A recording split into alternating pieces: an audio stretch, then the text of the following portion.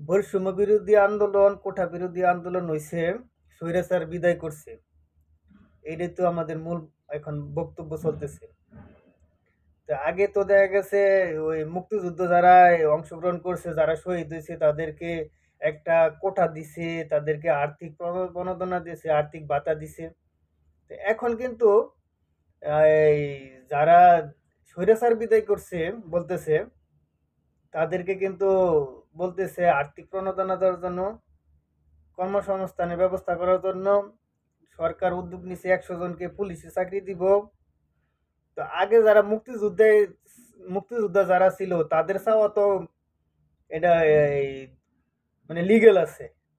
আর এমন তো না মুক্তিযুদ্ধ যারা করছে, যারা শহীদ হয়েছে তাদেরকে আপনি বাদ দিতে পারবেন। যাদের জন্য আমরা বাংলা ভাষা পাইছি, যাদের জন্য বাংলার আলো বাতাস পাইছি, তাদেরকে তো এই এইসব থেকে বাদ দেওয়ার তো কোনো প্রশ্নই আসে না।